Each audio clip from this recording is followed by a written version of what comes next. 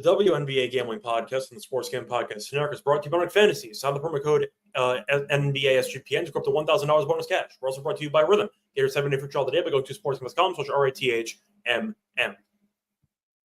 And welcome, everybody, to the WNBA Gambling Podcast here, early edition, 3:30 a.m. Eastern Time on Sunday, September 15th. I'm your host of the episode, Scott Reichel. Terrell is not available. He's currently sleeping. He has a Ravens tailgate to go to tomorrow, so he's not available. Decided to bite the bullet and to record the episode at night instead of 10 a.m. in the morning. So point is, we have 6 games to talk about on Sunday. Of course, we did not forget about the episode. I was busy at a UFC watch party, so unfortunately, I was not able to record the episode earlier, so we're going to do it now.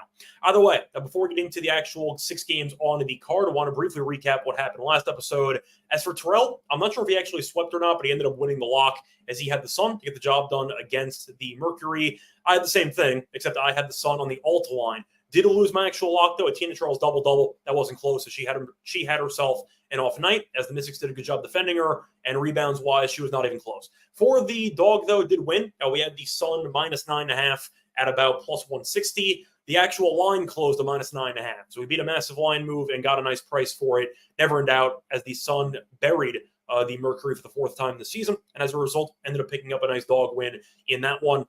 Nothing else to really recap from that actual card. Briefly to go through, once again, every team's in action, so I was going to repeat basically what happened last game anyway. But to dive into it quickly, the Mystics I did like in that game against the Dream. They got the job done there thanks to Sykes, who had 20 points. The Aces beat the Fever again. Fever did cover in that one, and the game went under as the Aces defense has really buckled down over the last couple weeks. The Storm, or I should say the Showers, ended up beating the Wings but not covering. They were down by a lot early, outscored the Wings 34-13 in the third quarter, then eventually held on barely as Agumbawale missed a wide-open 3 at the buzzer. Saw the Sky no-show again as the Lynx got the job done comfortably despite falling behind early as they won the game by 17. And the Mercury once again got their asses kicked, especially in the second half, as the Sun did win that game by 19 points. Anyway, before getting to the actual 6 games on the card here for Sunday, I do want to remind you once again that we have a lot of other shows on the network, and right now, football's in full swing, and you have the NFL and college football, of course, which are always worth talking about. Make sure to subscribe to the Sports Game Podcast and the College Football Experience for free picks on every game ATS. So if you do want some thoughts on any given game, even FCS stuff, the College Football Experience does cover those as well. So once again, check out those podcasts. Anyway, time to get into the actual games for the Sunday card. Starting off with the first game, going to look at a matchup between the Wings and the Fever. Now, for this one, you have the Fever laying 8.5. Over-under is 185.5. Don't have it in front of me. Probably the highest total of the entire season. I can't think of a total that's been higher. We have gotten into the 180s before, barely.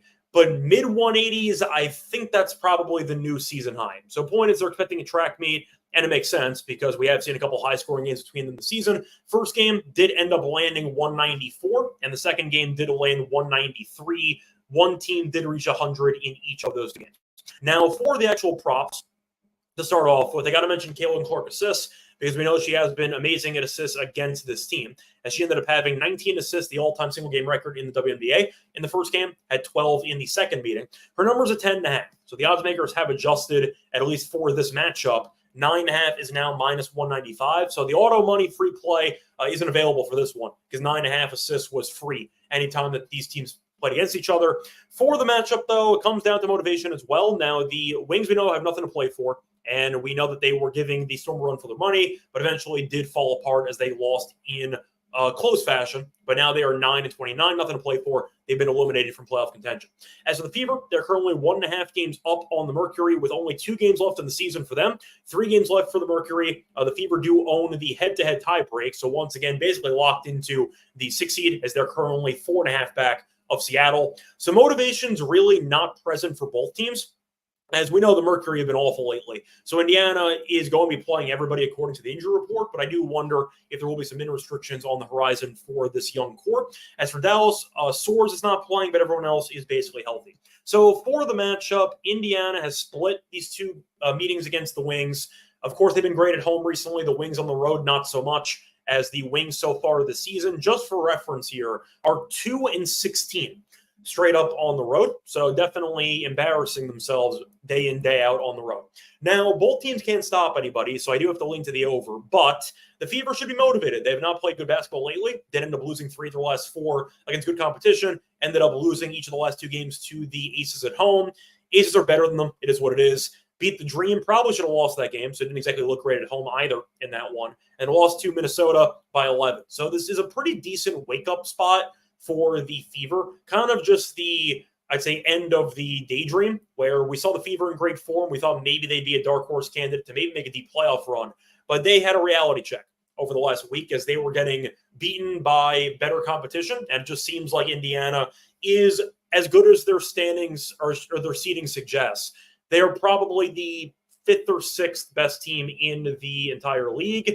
That's not good enough to win the title. So if you do like Indiana to make a deep run, maybe they'll win a round, but I don't see them doing much more than that. Defensively, they're not good enough, and they do rely so heavily on Caitlin Clark. If she has an off game, they are almost guaranteed to lose, and we kind of saw that happen in the 2 games against the Aces. Now, for the actual props, I am going to go with an Alyssa Smith under the 17. I think I have to do it, actually. Give me an Alyssa Smith under 17.5. PR. She has gone under this number in 5 straight. Now, she has been good in the head-to-head against Dallas. She has gone over in 5 straight, but she was getting a decent amount of minutes in those games, and I do think that you might see, once again, a little bit of a, let's say, reduction in minutes for her. It's mostly based on the trend, though. If you've gone under in 5 straight and under in 8 of your last 10, I think there might be some value on the under in that one again. Now, I am going to go with a Wings player who has been pretty good lately. Don't mind Sot to assist here at around minus 140 on the over 4.5. She's had at least...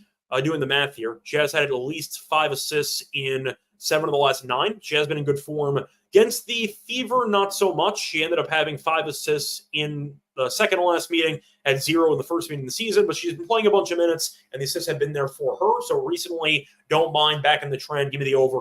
4.5 assists there for Satu. Besides that, really not much I like for props here because it comes down to how much Dallas actually cares. They can roll over and die. Indiana might not care either. They're kind of locked into the 6th seed at this point. So motivation could be a bit of a concern. I think Indiana could use kind of a tune-up game or at least a game to potentially get back on track emotionally as they've been slumping for the last week. But I do think it's a good spot for Indiana if they care. Do they actually care? I don't know. So based on that, I think I'm going to lean to the over, I guess. But to be honest, I got nothing. Actually, you know what? I'm leaning to the under in this game. I really don't have much. Motivation will be a concern for a couple of teams with 2 games left, but Indiana really is kind of locked into their seeding. So I don't know if this game matters for either team. I guess with that being said, I'm going to lean to the Wings. That involves me betting the Wings, which we know is not allowed. So I'm not going to do it. I really don't have much for this game. It comes down to what you think the motivation is going to be. If you think Indiana tries to bounce back after losing a couple games at home recently, then they should end up looking sharp to get kind of back on track as they're pissed off. They really might not care about this game, though, and as a result, I am wondering if the Fever maybe start reducing the minutes for a couple of star players by a couple minutes. Would Clark play maybe like 30 instead of 35 in this game? Maybe. Wouldn't shock me because, once again, the game doesn't matter and your main argument is to keep people healthy. So I do think you're looking at a spot where if you want to bet on this game, good luck to you. I don't see much value. I know Kadesh is mentioning the over because both teams can't guard anybody. Once again, I would lean to the over if I was getting guaranteed, I'd say, rotations and minutes from the star players, but I don't have that in this game. So I think I'm going to lean to the dog based on that, and I'll lean to the over. Probably not going to bet this game, though. Don't see much. The Sot 2 assists, I don't mind, though. At 4.5, that might be worth some consideration. Moving on to the next game, you have a matchup between the top 2 seeds in the WNBA. You have the Lynx taking on the Liberty. For this one, Liberty are laying 4.5 at home, and the over-under is 159.5. Update on the standings, by the way. The Liberty are currently 3 games ahead of the Lynx, and there are exactly 3 games left. So it is very, very unlikely that the Lynx are going to catch the Liberty. However, the Lynx are currently tied 1-1 in the season standings. So if the Liberty end up, if the Lynx end up winning this game, then they have a chance in theory to catch the Liberty, but it's really not realistic. We go through the injury report here. Minnesota is projected to play everybody, and New York might be sitting Sabally as she has a game-time decision. For this matchup, though, we know the Liberty have not exactly been that great against the Lynx this season. The Liberty we saw look sharp against the Wings in the last week, but that's the Wings, so who really cares? Liberty, though, did end up getting back on track as they ended up losing to the Sparks, but they won 5 straight. after that. So they've been in good form. The Lynx, though, I do think are, once again, a very feisty team that has given this team some problems. But it really comes down to me if Jonquel actually shows up. Because Jonquel was great in the second meeting. She was not very good in the first one. And I think that she can dominate on the inside rebounding-wise. So that might come down, that might actually determine the entire outcome of this game, is if Jonquel's engaged and if she gets the job done. Sikadesh mentioning revenge for the Commissioner's Cup. They already had the revenge game in theory, faced off in July. I believe that happened after the Commissioner's Cup, I think. I haven't actually checked that, but I'm pretty sure that game came after. So the point is, I do think for the sake of this matchup, I'm going to have to at least consider going with, it was after. That was the 25th, faced off on the 2nd, and the Liberty got the revenge. So I don't see a revenge angle here. They kind of already got that out of the way. For this matchup, though, I wonder if the Lynx are going to be a last-second. Actually, no, they're going to be a line to play, everybody, because they are still trying to stay ahead of the Sun for the 2 spot. And the Sun have a tiebreaker. They're currently 1 game ahead. So the game actually matters a lot more to the Lynx than it does to the Liberty. Liberty need to win 1 more game in order to actually get the 1 seed, or they need Minnesota to lose 1 more game. So the Liberty are almost locked into their actual seeding at this point. So I do wonder if the Liberty might sit some players, maybe potentially giving a minute restriction. I am wondering if the Liberty know in the back of their minds they might face this team in the playoffs. So maybe you keep some stuff, some play calls, some overall rotations hidden for a potential matchup later on. I think I'm going to go Minnesota. I think motivation just matters a lot more to the Lynx as opposed to the Liberty. The Liberty really shouldn't care about this game because we know that in the upcoming games, they have a matchup against the Mystics and a matchup against the Dream. They should win at least one of those games. So the point is the Liberty should be in a spot to get the 1 seed anyway, win or lose in this game. And so the Lynx, they face off against the Sun on the road after this and the Sparks. So once again, the Liberty will either beat the Mystics or the Dream, or the Lynx lose to the Sun or the Sparks. The Liberty get the 1 seed. So I do think the motivation is going to favor the Lynx. And I think because of that and the fact that the Lynx have played this team tough so far this season, I'll take the points with the Lynx. I think they're actually alive to win this game. If the Liberty come out firing and they end up getting the job done at home, good for them. But based on the overall price and the overall line, there are more reasons for the Liberty to, I'd say, be mentally, coasting throughout this game as opposed to the Lynx. So give me the team that's more motivated to maintain the 2 seed bare minimum, trying to fight off Connecticut. Give me the Lynx in that one. For the actual player props for this game, once again, be aware of minute restrictions potentially for the Liberty players in this one. Give me Courtney Williams, over 11.5 points. She has been great, not against the Liberty, but in general. She has been really good. Going for the last couple games, she has had at least 12 points in 8 of the last 10. And if you want to go back even further, actually, she has had at least 12 points in 10 of the last 12. She's been in great form. We know that the ball's been in her hand. She's been more aggressive recently. And I do think that she can capitalize on potentially getting Vandersloot for a couple minutes defensively. Give me Courtney Williams to go over a point number once again. Might not be by a lot. Might finish with exactly 12 or 13, but she has been good lately. Give me the Courtney Williams points in this one. Moving on to the next player prop I'm tempted by. Thought about maybe Carlton, but I tried the rebounds last game. That did not work out. If you want to back anybody on the Liberty, I probably don't mind Ionescu. 23.5 points and assists. She has had at least 24 in 5 of the last 6 games. And against the Lynx, the season has gone over in 1 of the last 2 meetings. So maybe if you want to go for Ionescu to play well, and that could be an option for you. Minutes could be, once again, a bit of a concern if the Liberty truly decide to save some stuff for the playoffs and they kind of just coast. So with this one, I think I'm going to go with the under in this game, by the way, just based on potentially the lack of motivation for one of these teams. Saw the game, the most recent one, be pretty low scoring. As the last meeting did end up landing 143. First meeting, by the way, in the regular season did end up landing 151. A couple of low-scoring games here. I can see that happening as both teams are really good defensively. I am going to go with the under in this game as well. But once again, keep an eye out for the injury report, maybe some last-minute scratches for the Liberty. But if they sat some players or at least gave some players extra rest mid-game and kind of mess with the rotations a bit, wouldn't shock me because the Liberty probably clinched the 1 seed within the next couple of days. Anyway, before we get into any of the other games on the card, I want to remember once again that we are brought to you by just going through an order here on Rook Fantasy because they have a pick'em, which gives you a chance to win 1,000 times your entry. The NFL's back, and there are a ton of pick'em specials to get you started, plus great action for college football. They're always jam-packed with profit boosts and no-sweat entries, and you can now use specials and boosts on Airflux entries. I'll probably end up doing, I'd say, a special with, trying to think of who I want to use for the NFL for the upcoming card. You know what? Let's do a kicker once again.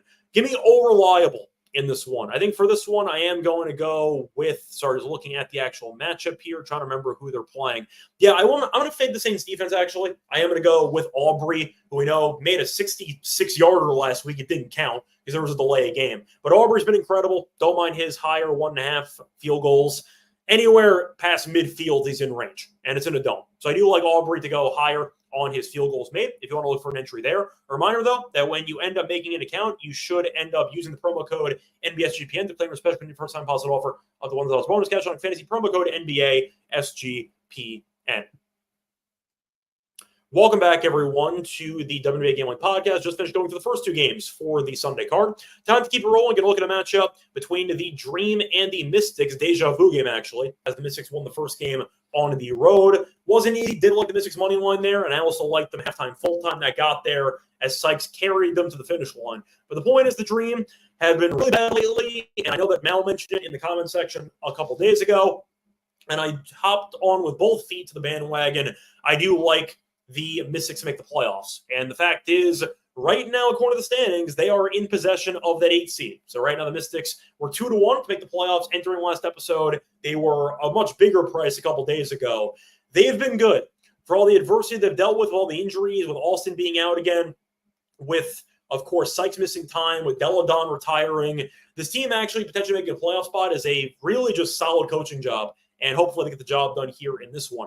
Point is, though, for this one, you have Edwards, who's doubtful for this game. So we'll see if Edwards suits up. And Austin's not playing. Ariel Powers is out again for Atlanta. Nobody else. So it's a must-win game for both teams, especially Atlanta at this point. Now, in the last game we just saw a couple days ago, we saw the Mystics really just hang on for dear life, and they got the job done in that one.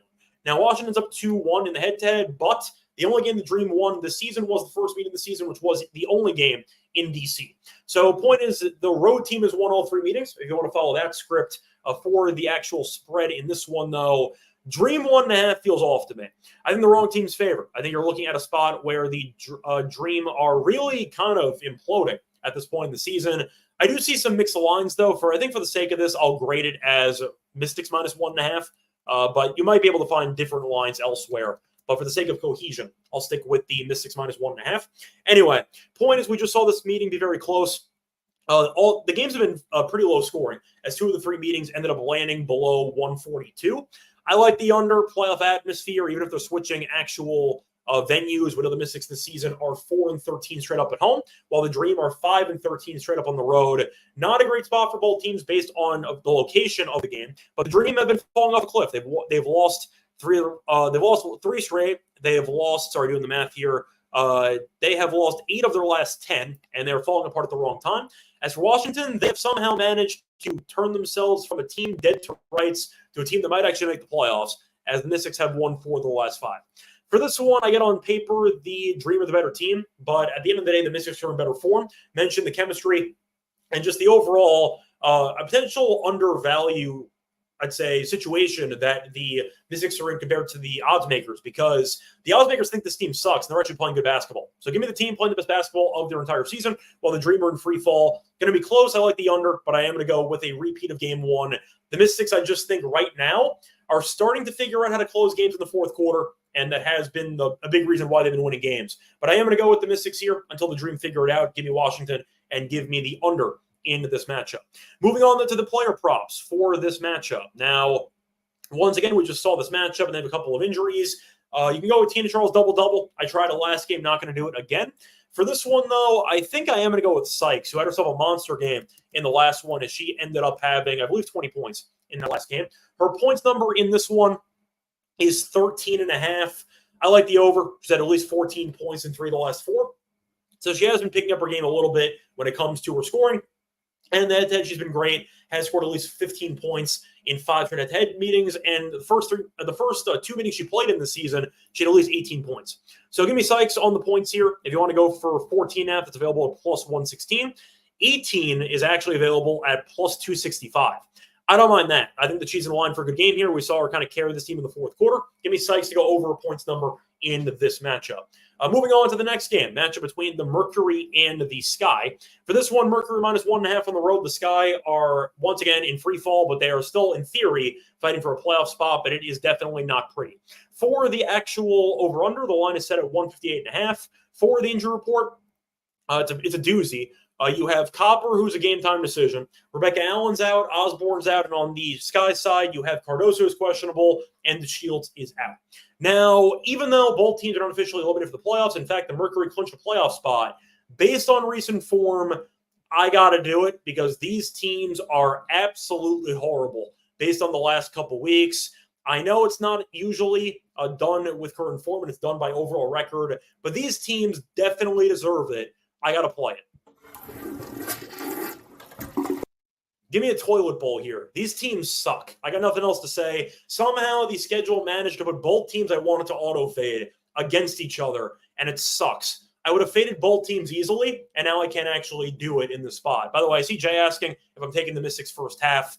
I'm not going to go against the Mystics first half. We saw it cash again. I might end up taking the Mystics halftime full-time again, which cashed in the first game. But Mystics first half is one of the 10 commandments of WNBA betting in 2024. So I'm not going to stop you. I don't mind the first half of Mystics in that one. But for this matchup, going back to the Mercury and Sky, I can't stand these teams. These teams suck. The Mercury on the road we know are horrible. We know that they have, once again, Copper, who might not play. I don't know why she should play. They've clinched a playoff spot. Who cares? They're basically locked into the 7 spot again. So I don't know why this matters for this team. And that's why we faded them last episode, because this team's been terrible. They've been getting buried regularly. And we saw that happen again at home against Connecticut. Now, the Mercury, if you're keeping track at home, have lost 6 of their last 7. And all 6 losses were by 13-plus points. So they have been getting curb stomped on a regular basis. As for the Sky, they had a good half against the Lynx, or at least a good first quarter against the Lynx, then got buried. But they have lost each of their last 2 games, must-win games, by at least 17 points. So these teams suck. Nothing else to say. I have a hard time fully finding an angle here. I think if I was going to go for any angle, Sky first quarter, I guess. Just hope they show up at home and potentially put together a good effort in front of the home crowd. But Cardoso might not play. Copper might not play. I can't bet this overnight. I have no information. I need more injury news. So I do think it's a pretty difficult spot to actually bet this overnight.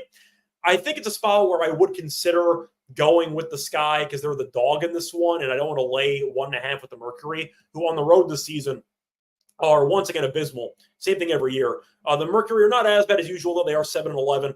But the Sky are 6-13 at home. Phoenix is up 2-0 head-to-head as they're currently winning each of the first 2 meetings by roughly 20 points. So I think I'm going to go with the Sky first quarter. But once again, go to a meeting. Like, I feel like this is a serious Gamblers Anonymous game.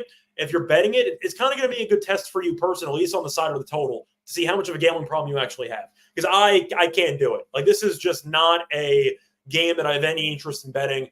I'd lean to the Sky, but damn, this team has no talent, especially if you're looking at Cardoso not playing. If she doesn't play, I like Harrison props. Somebody's got to rebound the ball. Like, somebody's going to have to do something in the paint, and you're looking at Harrison getting a ton of usage if you end up seeing Cardoso not playing. I definitely love the Carter rebounds in this game. Mentioned it for the last game. She got there in about 4 minutes. I just think that her rebounds are still way off. And to go through the actual props for that game, as I pull it up, props are safe, by the way, for the meeting. But if you want to talk about the side of the total, go to luck. I got nothing to help you with. For the Carter rebounds here, quickly trying to see what the line is. Should be 5.5 at this point. Still at 4.5. It was at 3.5 last game. That's at 4.5 now, -14. We know the Mercury are a terrible rebounding team. You're keeping track recently, and Carter has gone over 4.5 rebounds in 6 of her last 8. She's been great. Last couple of head-to-head games, did not play in the second one, but in the first game of the season had 6. Mercury, worst rebounding team in the league. Assuming that you see no Cardoso in this game, I think you got to go Carter rebounds here at 4.5. Double-double might be on the table, honestly. We saw her have one a couple games ago. I think there are some options for Carter to have a monster alt rebound game for this one. If you want to go for points and rebounds, I don't hate that either. Points and rebounds about, I think it's around 23.5. She has gone over in 4 of the last 6. First meeting this season ended up having 22 points and rebounds. She went under with 16 points. But We know Carter's going to play a bunch of minutes. She has to, unless they get buried again. But we know that the Mercury don't guard anybody. They can't rebound, and I think Carter's going to have to play almost every minute of this game. We'll get into other potential niche props for this game, by the way. I see Isabel Harrison lines. No, I do not. I see you're listed actually on Outlier, but I don't see your props available. But I do see props available on a player that we have not seen many props on this season, on Onyewere. So Onyewere does have some props available. If you want to go for a point, that's a 9.5. Has gone over this number in seven of the last 9. So I do think that she's the one for a good game here. The minutes should be boosted. So if you want to go for a player, a random bench player getting promoted, I don't mind Onyewere if you want to go for that case. But once again, you're grasping at straws here. These teams suck.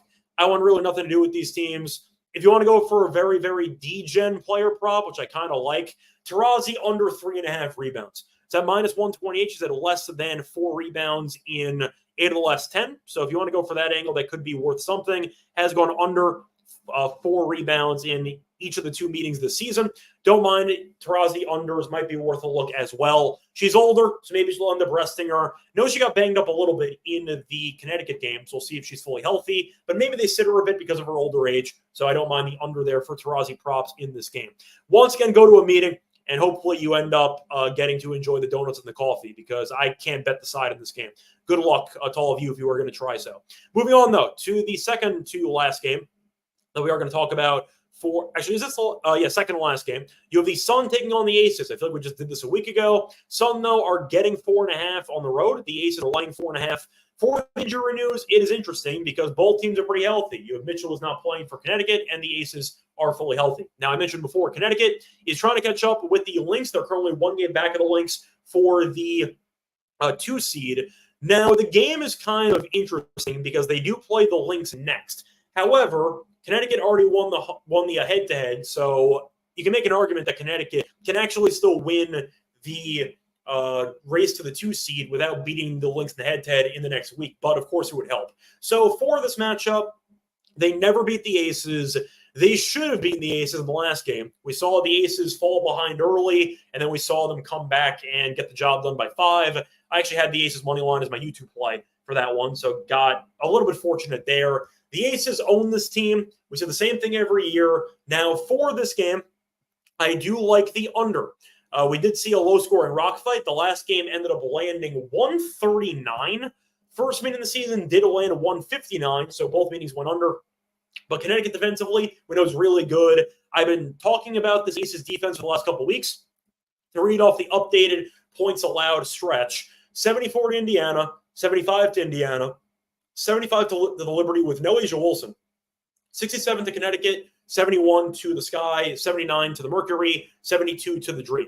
So they have played 7 straight games of really solid defense, and now they're dangerous to actually make a playoff run because defensively they have managed to piece it together. We know Asia is still going for 1,000 points. She'll get there at some point. Not sure if it's going to be this game. For the game, I am going to go with the under. I see a bit of a war here. Both teams defensively have been good lately, and I do think you're going to see a slower pace. Connecticut had success slowing the game down. They just couldn't hit enough shots in the second half. I don't mind seeing that again here on Sunday.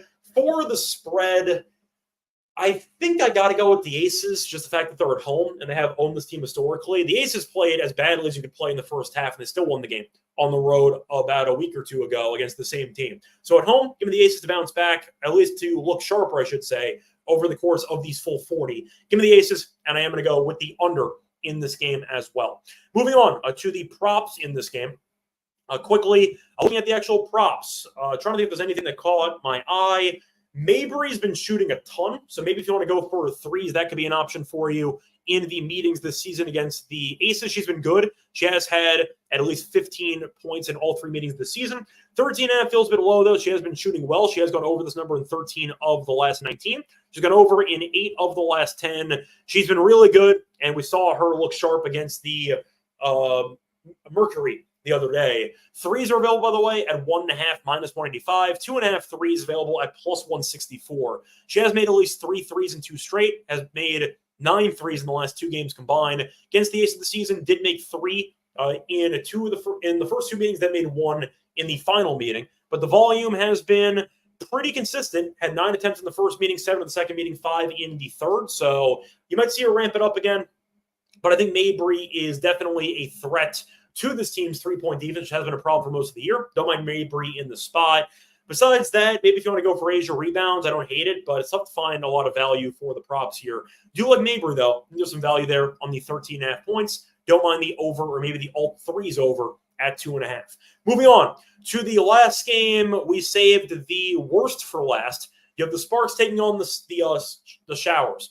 By the way, I want to give a shout out to somebody in the comment section. They mentioned in the comments of the last episode, the Dallas Wings will now be known as the Dallas Turkeys. That is now the new nickname. We thought about doing something, maybe the Dallas Penguins, Dallas Turkeys. I think that's a pretty decent nickname. We're going to roll with that in the future. Anyway, point is for this game. The Storm are laying 8.5, and the Sparks are getting 8.5. The over-under is 159.5. Now, the Storm are a damn team that I despise. They screwed me against the Sparks last time as they went and really did nothing defensively as the Sparks scored 82 in that game. Then they played the Wings, fell behind early, and they had to rally to win, and they ended up having to fight off a potential comeback there by Dallas at the end. They've won 3 straight. Have they looked good? Absolutely not. I don't think this team's very good, and Seattle will be shorthanded. So with them being shorthanded, I am going to play the drop once again. They have earned this drop based on who is sitting in this matchup. So for Seattle in this game, to go into detail here, you have Jewel Lloyd, who's not playing, and Magbagor is not playing. Lloyd is out with a knee injury, definitely, I'd say the conservative approach to keep her healthy for the playoffs, and you see Magbagor, who's out with a concussion. Now, that means one thing for me. I know Ezzy has been really bad for the last couple of months. First glance, though, I got to look at props here for Nneka, because she's going to have a lot of room to operate with. Right now, they might be using a Russell as their other forward, so we'll see how that works. She's averaging 3.5 points per game. But I do think that Nneka could have a big game here. She's been solid against this team all year long, and I think it's a good spot for her to potentially eat with, once again, a bit of an injury there to Magbagor in the front court. But you're looking at Nneka, who has been, I think, solid points-wise against this team. Going through the actual stats here in the last game against the Sparks, they faced off a couple days ago back on the 11th, and she had 16 points. I believe her line was around 14.5 or 15.5, so she did pretty well with that one. Now we're at 17.5 at plus 125. Depends where you think the offense goes, because with no Lloyd and with no Magbagor, the volume increase and the spike should be crazy for Nneka. So if you want to go for Nneka stats here, maybe if you want to go for PR, maybe double-double, I think it's a good spot for Nneka because without Magbagor playing, you might see more opportunities for rebounds, even though Magbagor has not been rebounding the ball well lately for the last couple months. But double-double for Nneka is plus 155. I don't hate that. She had a double-double in the middle game of the season, so I do think I'd say it's a possibility for her to get there. But I think for this one, I'm going to lean to Nneka, who I think should be pretty motivated to go against her former team again, and she has been good against them this season. Don't mind the over on that one, or even if you want to go for PR, don't mind the over for that as well. I'll look at some other props here. Thought about Reichel. Her first quarter points have been pretty good lately. It's at 3.5 in this game, minus 136. She has gone over this number in 4 straight and in 8 of the last 10. Now, you're looking at the actual rebounds for Reichel. I'll do points first. 15.5, she's at least 17 points in 4 straight, at least 17 points in 7 of the last 9. Head-to-head, though, she has been good as well. 16 against Seattle in the 16th and 22 in the most recent game against Seattle on the 11th. Now, Seattle defensively was not very good in that game, and we know that you're looking at upside for the Sparks, some players that you feel pretty good about moving forward. You got to mention Reichel, because Reichel has been really good lately, and she plays a bunch of minutes. So I don't mind Reichel points in this one. For this matchup, though, I think I got to take the points. With no Lloyd and with no Magbagor, am I, dare I say, going to take Sparks' money line? Like, this line's wild. You could argue 9 if the team was fully healthy, but we saw the Sparks look pretty good against this team when healthy about a week ago. So I think the Storm are in trouble here. Maybe you see Nneka step up. Maybe Diggin Smith steps up. I don't mind her assist, by the way, for Diggin Smith. Her PA might be worth something. But I do think you're looking at a spot where the Sparks are not a good team, but they have been feisty against some teams, and the Storm are one of them. So give me the Storm to struggle without Jewel Lloyd and without Magbagor in the lineup. I think it's a good spot for the Sparks to keep it close, maybe even win the game, because without 2 of their better players, I am wondering if Seattle emotionally will be fully focused on this game. So I think I'm going to go with the points here. I can't lay with the showers on principle. They've been awful. I can't do it. Ryan, if it's a trap line, then good. I mean, good for the trap because I'm going to fall for it. Like, I just can't do it. On principle, the Storm have been awful for the last couple of weeks. I want nothing to do with them, especially at home when they've been blowing opportunities to, I'd say, beat up and get back on track against weaker teams, and they just don't do it. So give me Seattle to struggle. Give me the Sparks to hang in there and maybe get a one-possession game late, but I am going to go with the points and that one. That's going to wrap it up, though, for all the games on the Sunday card. Now it's time for the lock and dog picks. Now, before we get into the actual lock, I'll remind you once again that we are brought to you. Sorry, just quickly trying to take care of some logistics here. So for the actual read, we are brought to you by BetUS, new sponsor. And a reminder, you can bet with the best in the business at BetUS. BetUS has been around for more than 40 years. You can bet anywhere. BetUS is available in tons of locations, including internationally. They also have a lot of props. They have same-game parlays and some of the best boosts in the business, plus an all-new live betting experience. Is a deposit using cryptocurrency to get lightning-fast payouts. And a reminder, if you use the link to sign up, you can get 125% deposit bonus on your first 3 deposits. That's something new. You usually get 1 deposit bonus. Now you have 3. If you use the link, go to sportsgamepodcast.com/BetUS, sportsgamepodcast.com/BetUS, promo code SGPN, so they know we sent you. And a reminder, if you do that, you'll get 125% deposit bonus on your first 3 deposits. A reminder, we're also brought to you by Rhythm, because Rhythm is a platform that helps you build your own models if you want to. A reminder that they can help you with football, with college football, I should say the NFL or college football or WNBA, or even golf. I know some models there for golf. Point is, though, if you do want to build a model, Rhythm could help you out with it, or you could just piggyback off of Rhythm's pre-made models. They have some models for themselves, and they have a leaderboard, which can tell you which overall models are performing well. You can back that blindly. But the point is, Rhythm does give you they provide bettors with a lot of value based on information, and they also allow you to bet on money line spread totals and props using computerized predictions. So if you do want to take the overall, I'd say, eye test or bias out of the equation, you can use Rhythm to try to bet it through overall mathematics, or if you want to just bet on it based on probability. Point is, though, try out Rhythm, and if you do want to give it a try, once again, you have a free day trial. So you have a free trial for 7 days. So if you do want to give it a shot, don't have to spend money immediately. You can make an account and then discontinue it if you do not like what you see. Ponies, though, claim with 7-day free trial by going to sportsgamepodcast.com/rhythm, sportsgamepodcast.com/RITHMM. Welcome back, everyone, to the WNBA Gambling Podcast. Just finished going through all the games for the Sunday card. Now it's time for the lock and dog picks. This one should be pretty interesting. By the way, Christian, for the total in that game, I'll lean under, I guess. I don't know. Seattle's missing Jewel Lloyd. I don't know what the hell's going to happen. So I'm kind of on the fence on that one. But I think I'm going to pass for that one. For the lock on the show, there were a couple things I was tempted by.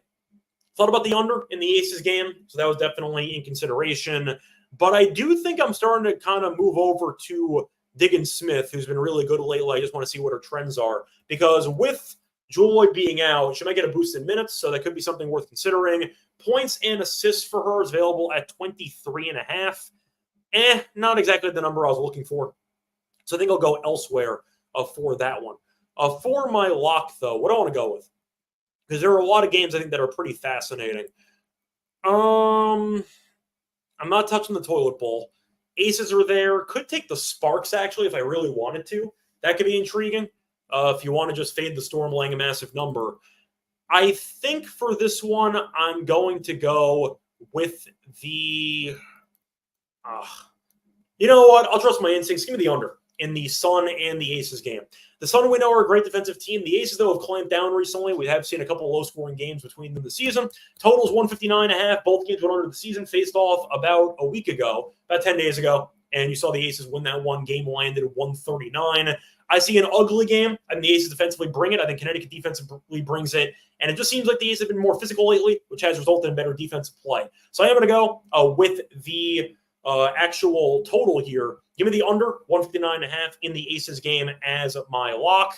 For my dog, I think I'm going to go to, what do I want? I think the Sparks can hang in there, but I really think the Mystics are going to win. I think the Mystics are, once again, a team that I'm picking to make the playoffs. I like what I've seen, and I think I have to go back to a reliable. So let me quickly pull up what I can find for the halftime, full-time line did cash in the last head-to-head game, which we saw a couple days ago. That could be worth something. But let me just quickly see if I found any type of value for the actual halftime, full-time here for the Mystics, or if I want to go for a player prop. So halftime, full-time, according to, just trying to find it. Double result is available for the Mystics at around plus 145. That is disgusting. That I can't do. I think I'm going to pivot. I think for this one, I'm actually going to go with a prop that is something that kind of caught my eye, and I'm kind of gravitating more towards it as we are just having conversations about the actual game itself. I'm thinking about maybe doing something with Carter rebounds against the Mercury, because they really don't even bother to rebound most of the time. There might be some value on that. I think Carter is a very good rebounder, and I think that you're looking at a player who we have seen look extremely sharp rebounding over the last couple of weeks, especially once Angel Reese did get injured. Her rebounds right now are set at 4.5. If you want to go for 6, you can get over 5.5 rebounds at plus 182. She had 6 rebounds in the last game against Minnesota, and I do think that it's definitely a reasonable number for her to get to. She had 6 rebounds in the only game she played in against this team earlier this season. And once again, the Mercury are dead last in rebounding. Give me Carter, who should play a bunch of minutes to go through the minutes for the last couple of games. She has played at least 30 minutes in 3 of the last 4, but they haven't getting blown out. The Mercury, though, can't blow out anybody. So I am going to go with Copper over 5.5 rebounds at plus 182 as my dog. Once again, that's going to wrap it up for the actual Lock and Dog plays. Now it's time to get into the Underdog fantasy entry. For this one, I think I mentioned a couple of them already. For this one, I'm going to go back to the Carter regular rebounds at 4.5. I think I'm also going to include, you know what, we'll go for it. Why not? Give me Taurasi lower, 3.5 rebounds at minus 128. And for the last game, what do I want to do here? Give me Sykes to have a good game here. Sykes actually is a decent option for potential lock play. But I'm going to go with Sykes with her higher 13.5 points. A great head-to-head, and I think that it's a good spot for her to once again try to put the team on her back. That's going to wrap it up. A reminder that thank you for joining me with the single episode, the solo episode. Apologies that Terrell couldn't make it, and apologies that we couldn't record the episode earlier. But either way, no games on Monday, 5 games on Tuesday. So once again, busy schedule, but we'll be back once again here probably Monday night. So next time, find me on Twitter at Reichel Radio. Find Terrell at Really Real, of course, on Twitter. Until next time, find me on the NBA show, the tennis show, and the MLB show. Until next time, good luck to all of you and all of your bets. Bye, everyone.